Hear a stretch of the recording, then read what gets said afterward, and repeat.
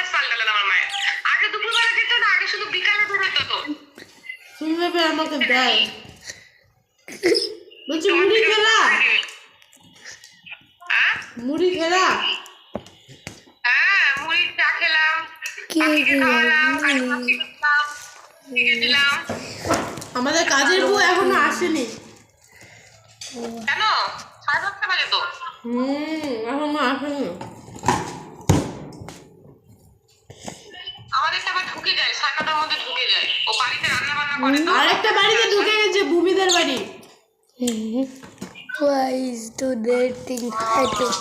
ওই জন্য তো ভূমিরও তো পরীক্ষা চলছে।